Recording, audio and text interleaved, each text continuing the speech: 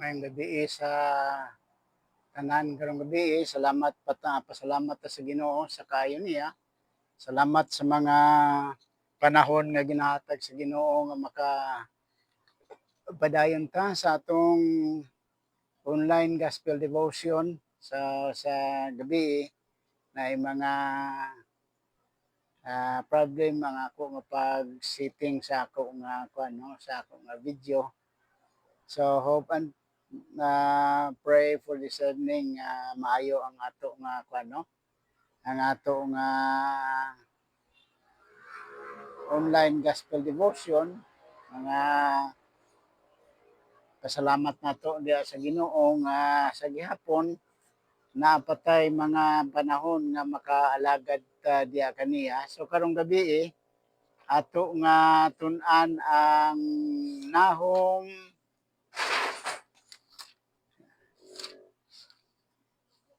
versikulo 1 mao ni ang ato nga tun-an karong gabi Nahum chapter 1 verse 7. Ako basahon din ni Bisaya gihapon ang ako nga basahon. Ang Ginoo maayo dalang panan siya panahon sa kalisdanan o amumahon niya kadtong modangop kaniya. Ako usbon pagbasa, ang Ginoo maayo dalang panan siya panahon sa kalisdanan og amumahon niya kadtong modangop kaniya. Mo ampo taw sa balaan og langit no nga Dios Ginoo tagiya ka sa mga kinabuhi. Salamat sa panahon nga gihatag na pod nimo diya kanamo karon. We believe Father it is an opportunity for us to ponder thy words for this evening. Pray ko Ginoo nga ikaw gyud magtabang kanamo tagi kami kaalam mo langit nun nga masabtan namo Ginoo ang iyong balaan nga pulong. Salamat sa mga viewers nga nagapadayon Ginoo sa paghatag sang ilang gamayng oras Ginoo aron sa makapakig-uban kami sa pagtuon sa pag-meditate sang imo balaan pulong karong gabi. I-bless kami Ginoo, tagay kami interes bisan pa kaalam nga langit nun. Gitugyan namo kag ginasalig sa mahal nga ngalan ni Kristo Jesus nga manluluwas. Amen. Okay, bali karong gabi mao na pud ni ang ato nga tun-an ang balaan nga pulong sa Ginoo. Ato topic karong gabi is God's goodness and protective nature. God's goodness and protective nature. Mao ni ato nga tun-an karong gabi ang kaayo sa Ginoo sa tanan nga mga katawhan. That is why mao ni ang ako nga gipakamayo aron makita nato kung unsa pagyud kaayo ang Ginoo diya sa ato nga mga kinabuhi. And especially during difficult times. Naay mga difficulties, naay mga lisod nga panahon nga dili nato na siya makuno, dili nato malikayan, moabot gyud diya sa atong panahon, sa atong kinabuhi, but pasalamat ta nga natay Ginoo nga kadangpan, natay Ginoo nga mapadul-an, mapalapitan. And His intimate knowledge of those who trust in Him. So ang usa nga challenge diya kanato nga kung mopaduol ta diya kaniya is ingon niya nga iya gid kita nga amumahon. Ang word nga gigamit niya diya is amumahon niya katong mga nagapaduol diya kaniya. Dalangpanan siya o ingon niya amumahon niya kadtong modangop kaniya.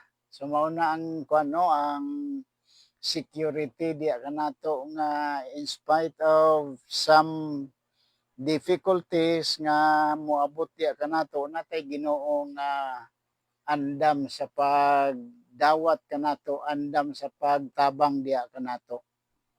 So here's a more detail breakdown of the theme. Muna ang mga kuano, mga points nga makita pag nato about sa atong theme karong gabi, sa ato tema karong gabi. Number 1 is God's goodness. God's goodness, the verse highlights God's inherent goodness. When we said inherent goodness, sa ato pang kinaiya gina sa Ginoo nga maayo siya. That is why masaligan nato siya kay iya gyud kinaiya karakter gina sa Ginoo nga maayo siya. That is why bisag kinsa nga tawo ingon niya diya nga mo dangop kaniya, iya gyud nga amumahon. Inherent goodness, which is a constant source of hope and security, even in the face of adversity. Mauna ang kuano, ang kaayo sa Dios, mauna siyang ato paglaom nga kung naay mga naay mga adversity nga moabot diya sa atong kinabuhi, naay mga problema, natay Ginoo nga masaligan, Ginoo nga makatabang diya kanato. So God's goodness. And then a stronghold in trouble. Kung nakay problema, then may natay padulan. Mao na ang Ginoo, natay dalangpanan. Sa Bisaya nga Ilonggo nga pagkasulti is may ara ta nga palipdan, may ara ta nga kadtuan. So God is presented as a refuge and a source of strength. At times kaluyan nato kakapoy sa ato lawas, maybe because of some mga sakit sa ato nga lawas, but pasalamatan natay Ginoo nga pwede nato madangpan, pwede nato mapadul-an kay siya ang atong source sa ato nga strength, sa ato nga kusog. A place of safety and protection during times of hardship and distress. I believe tanan ta mga ang distress nagaabot kina diya kanato, ang hardship, kabudlayan gaabot kina diya kanato. So ato paglaom na ara gyud sa Ginoo. So kabayon ta nga i-claim nato kini nga promise sa Ginoo nga ang mudangop kaniya iya gyud nga amumahon. Okay, and then dugang pagyod, knowledge of those who trust. Nakaibalo siya sa mga tawo nga nagsalig kaniya. Sa tanan nga nagsalig diya kaniya, iya gipasiguro that God is intimately aware of those who seek refuge in Him. Nakaibalo gid siya. Nakita niya ang kahimtang sa mga tao nga nagapaduol, nagapalapit diya sa Ginoo. So that is sa ato pa gi-emphasize niya ang iyang personal and caring relationship. Sa naakay relasyon sa Ginoo, dili gid ka pagpasagdan sa Ginoo. Mao na ang iyang characteristic is God is good. That is why na mga song God is good all the time. Tanan nga panahon maayo gyud ang Ginoo. So mao ning mga mga challenge diya kanato. Actually ang context ana sang Nahum chapter 1 verse 17 di ang Nahum ug ang Jonah, ang context ana about sa judgment sa Nineveh. Nineveh. Ang mga sala sa Nineveh nga gusto na nga sunugon sa Ginoo, kuhaon na sa Ginoo, silutan na sa Ginoo ang Nineveh. But ang usang gipakita niya dinhi sa Nahum, in spite of dako kayo sang sala sa Nineveh, atubangan sa Ginoo, naa siya'y counterpoint. Counterpoint niya is God's goodness and care. Maayo gyud ang Ginoo, in spite nga daghang dautan ginahimo sang mga katawhan sa Ninive. Gilantaw nako ang sala sang Ninive, daghan kaayo gyud. So angayan sila silutan, pero tungod sang kaayo sa Ginoo, giluwas sila sa Ginoo. Good evening sa kay Bonbon Panganiban. Salamat sa pag-uban nimo, Pastor Tagubader. Salamat gyud sa inyong pag-uban karong gabi. Good evening dia sa inyo ha. Sa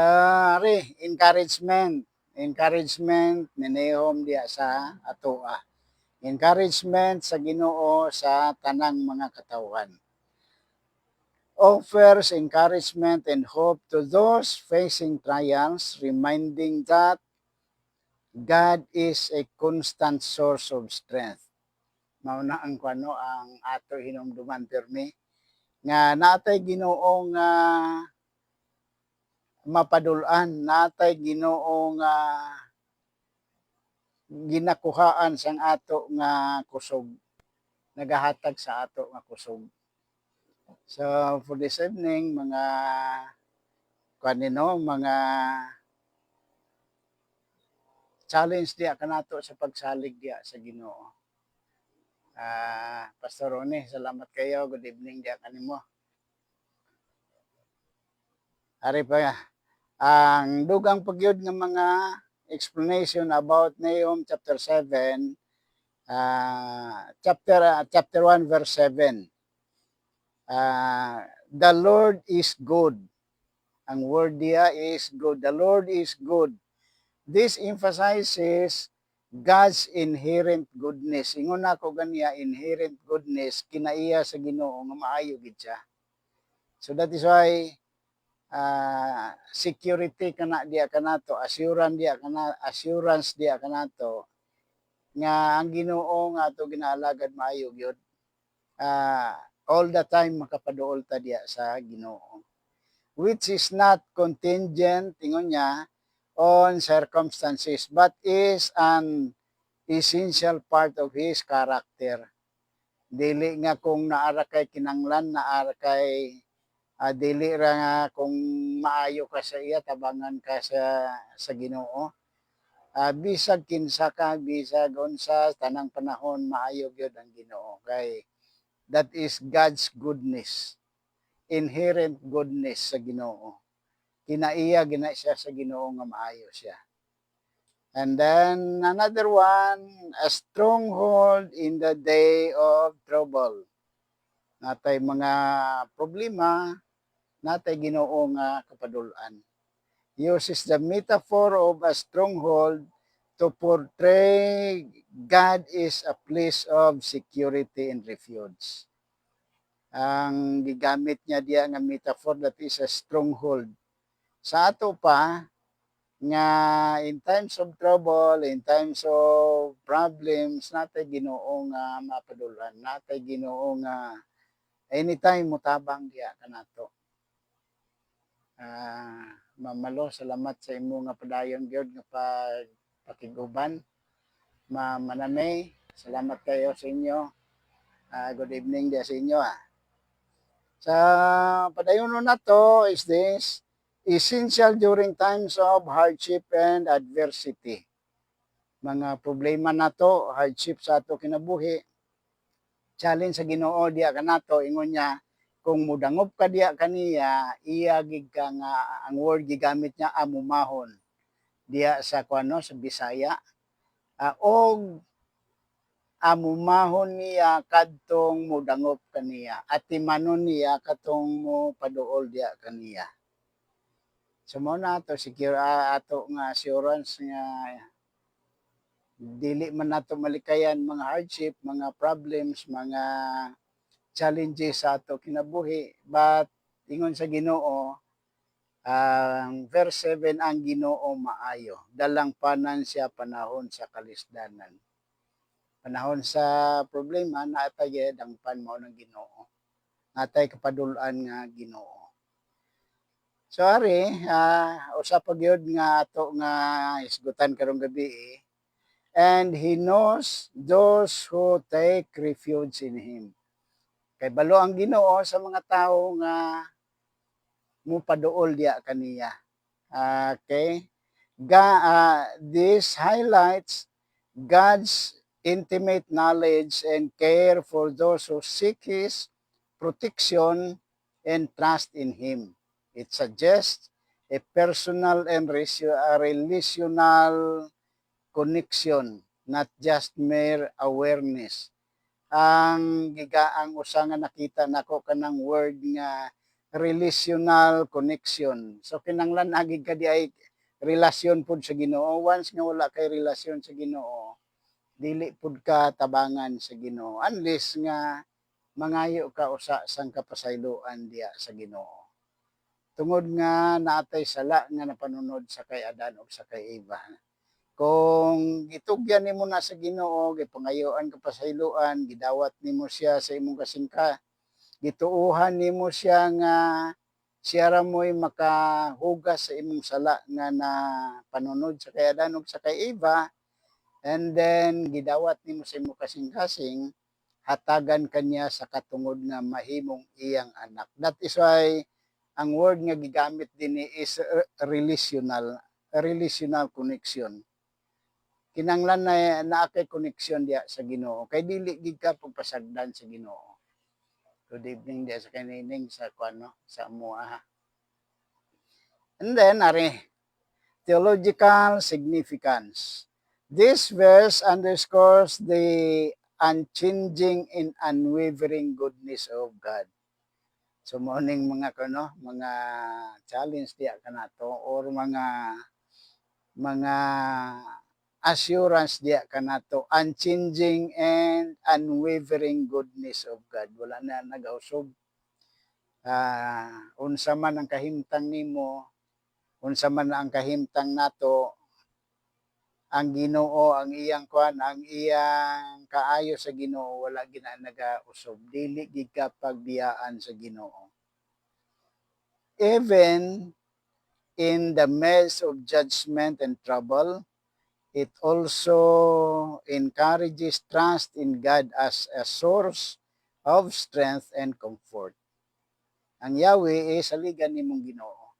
Mauro na ang ang pinakasentro, saligan nimo ang Ginoo. Saligan nato ang Ginoo nga siya ra mo'y makatabang diya kanato. Sa devotional message nato karong gabi is God's goodness. Mao na atong devotional message na to, ang kaayo sa Ginoo.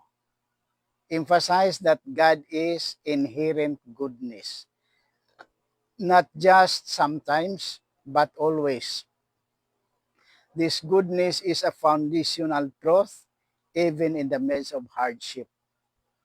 Foundational truth, dili gina siya dili gina mausob ang kaayo sa Ginoo.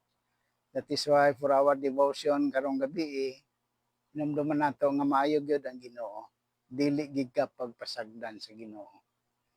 Good evening dia Ma'am Jennifer Tanginan. Tangwan dia Tangwan Hinubata. Salamat sa pag-uban ninyo. God's goodness and then a stronghold in trouble. Mao na ato nga devotional message karong gabi. God is presented as a refuge, a place of safety and security, essentially when facing adversity. He is a fortress against the storm of life. Storms of life. Daghang ta problema sa ato kinabuhi. Mao nang ingon ni Job sa Job 14:1, ang tao nga naanak sa babaye yung niya puno sang kasamok kaguol dinhi sa kalibutan. Daghang ka trouble.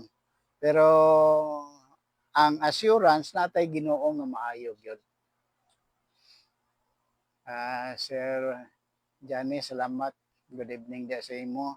Kay Sir Lukasan, ni Lulukasan. Salamat gyud sa inyong kuan nga padayon nga pag-support. So balikan nato, security diya kanato ang Ginoo nato maayo gyud. Wala siya nagausog. So hope and pray for this evening makahatag ni sang dugang nga kuan nga mga assurance diya kanato ato pagalagad sa Ginoo. Even though there are times nga kapoy ka mga naakay mga problema but ang Ginoo nagapa-secure diya kanato nga tabangan gid ka sa Ginoo kay maayo siya. Personal knowledge and care mao ning Ginoo no. The verse assures us that God knows those who seek refuge in Him, meaning He is intimately aware of our struggles and care deeply for us. He understands our needs and is actively involved in our lives. Actively involved in our lives. Kabalo siya kung unsa ato mga struggle sa ato nga pagkinabuhi, kabalo gyud ang Ginoo. Adlaw-adlaw kabalo ang Ginoo sa ato nga mga struggles, mga kabalaka sa ato nga pagkinabuhi. So ang challenge diya kanato nga natay Ginoo nga maayo gyud. Dili kita pagpasagdan sa Ginoo. Ang ato ra buhaton ningon niya saligan nato ang Ginoo. The message encourages us to trust in God, to seek Him as our refuge, knowing that He will be a source of strength and protection. Anong challenge karong gabi sa ato saligir ang Ginoo. Kung naamag kay mga problems nga moabot sa ligira nga ang Ginoo magauban gyud diya kanimo, magauban diya kanato. Pastor Akar, sa good evening diya kanimo. Salamat sa paguban nimo karong gabi pod, pag-support nimo atong buhaton. So in application, this verse can be a powerful reminder to turn to God in times of trouble. Mga mga painumdom diya kanato ang Nahum chapter 1 verse 7 nga in times of trouble natay Ginoo nga andam motabang diya kanato. Ang word nga gigamit niya amumahon niya kadtong mudangop kaniya. So mudangop ka sa Ginoo is amumahon gid kaniya or atimanon gid kaniya. So reminder to turn to God in times of trouble, knowing that He is there to comfort, guide, and protect us. Mao na atong pasiguro sa Ginoo diya kanato nga ready siya sa pag-comfort sa ato in times of mga problems, mga sadness sa ato nga kinabuhi. Na Ginoo nga willing mo comfort and then mo guide diya kanato. That is why siya ring Solomon nagapainomdom permi diya kanato sa Proverbs chapter 3 verse 6, in all thy ways acknowledge Him and He shall direct thy path. Uban ang Ginoo sa imo nga mga pangayo guide sa Ginoo, pagtultol sa Ginoo. Kay andam siya mo guide diya sa toa and then mo protect, mo tabang diya kanato. Protect us. Protektahan ka, bantayan ka sa Ginoo. Si Haring David gina-claim niya sa 121. Sang Psalm ingon niya sa ako paggawa, sa ako pagsulod, tabangan gid ko sa Ginoo. Sa lesson makuha nato still mao God's goodness and strength mao nang ato lesson makita. Maayo gyud ang Ginoo. good, a quality that remains constant even in the face of adversity. He is also a stronghold, a place of safety and protection, especially during times of trouble. So, muna lesson po nato nga makuha karong gabi. And then, application na ato kuhaon ang kuano. Pipila ka mga application sa ato nga kinabuhi karong gabi. Recognize God's goodness. Sa recognize God's goodness. The verse reminds us that God is inherently good, inherently good, and His nature is not to cause harm or suffering, but to be a source of comfort and strength. So i-recognize nga maayo gyud ang imong Ginoo, maayo gyud ang ato Ginoo nga ginaalagad. Recognize God's goodness and then seek refuge in God. Munang lesson application makuha nato karong gabi. Seek refuge in God. When facing trouble or adversity, remember that God is a stronghold or a place of refuge. Na kay mga adversity na mga problema, hinumdumi nga na Ginoo nga kapadulan ka. Na kaya naatay Ginoo nga pwede nato sandigan, pwede nato itugyan na ato kinabuhi diya sa iya. And then, naringon niya din niya, turn to Him in prayer, seeking His guidance and strength. So, seek refuge to God. Remember God's promises. And then, remember God's promises. God's goodness and care are not temporary. They are a constant and reliable aspect of His character. Ang kaayo sa Ginoo, ingon niya dili na temporary. Kung dili nga nagapadayon gina siya og pwede na to sa ligan gyud ang Ginoo. Good evening, Pastor Garcia, Ernie Garcia. Salamat sa pagpakiguban pod nimo karong gabi. God bless po sa imong ministry diya. Okay, they are a constant and reliable aspects of His character. Lean on His promises and remember that He will never abandon those who trust in Him. Remember that He will never abandon those who trust in Him. So kung salig ka diya sa Ginoo, dili gid ka niya pasagdan, abandon, dili ka niya pagpasagdan. Mao na nga hinumduman nato mga promesa sa Ginoo, iyan na promesa diya kanato. And whatever promises God's sa tanang nga mga katawan, buhaton nga siya sa Ginoo.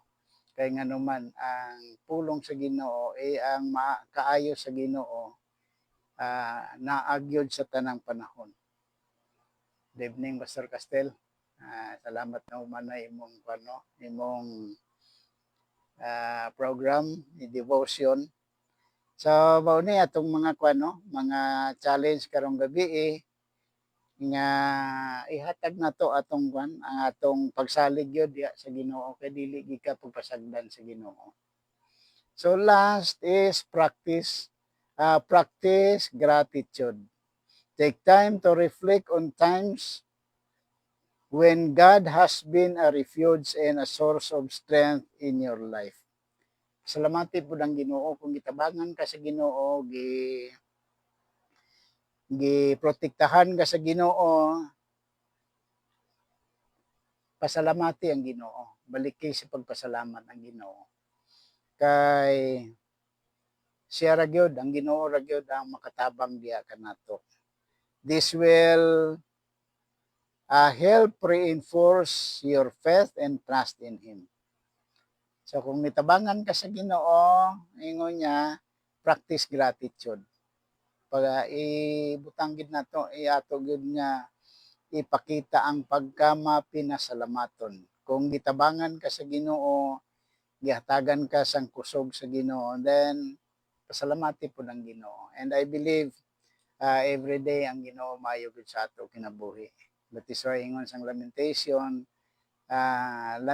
chapter 3, 20, I think 22 and 23, ang kaayo faithfulness sa Ginoo bag-o adlaw-adlaw diya kanato. So that is why we need to reflect ang kaayo sa Ginoo sa ato kinabuhi, and then ato siya pasalamatan sa mga butang nga nahimo niya sa ato nga kinabuhi. So salamat kayo karong gabi nga natay na tun-an nga balaan nga pulong sa Ginoo. Usbon ako sa pagbasa na yung chapter sa 1 verse 7, ang Ginoo maayo, dalampanan siya panahon sa kalisdanan, og amumahon niya kadtong mudangop kaniya. Magaampo kita. Dalaygon ka langit non og may gugmao nga Dios karong gabi. Salamat gyud sang mayong panahon nga gihatag nimo. Salamat sa balaan nimong pulong nga amo natun-an, and salamat Ginoo sa assurance nga ginahatag nimo diha kanamo nga kung na kami mga problema, na ay mga disappointment maybe sa amo nga kinabuhi, mga adversity Ginoo nga naabot sa among kinabuhi. Salamat Ginoo nga pasalig ka diya kanamo nga tabangan ginamo nimo kami Ginoo kung magpaduol kami diya kanimo. So kabayon ta karong gabi mga lesson pod kini diya kanamo nga saligan kanamo sa tibok namong kinabuhi. Sa mao man kaigsuonan nga wala pa sila sang personal nga connection diya kanimo, kabay Ginoon ta nga tugyan nila Ginoo ang ilang kinabuhi diya kanimo aron nga naa sila'y personal connection Ginoo diya kanimo. Pinaagi sa ilang pagtuo, pagdawat kanimo nga ilang personal nga maluluwas. Salamat pod sa imong promisa nga kung dawaton nimo sila Ginoo, nang hangyo sila Ginoo nga ikaw magpuyo sa ilang kasing-kasing. Salamat sa kapasayloan nga imo gipasalig pod diya kanila, nga tagan nimo sila Ginoo sa katungod nga mahimong imong mga anak. Ani salamat karong gabi sa tanan nga nahimo nimo diya sa among kinabuhi. Sa mahal nga ngalan ni Kristo Jesus nga maluluwas, amo gitugyan o gisalig ang tanan. Amen. Okay. Thank you kayo, God. Good evening sa tanan.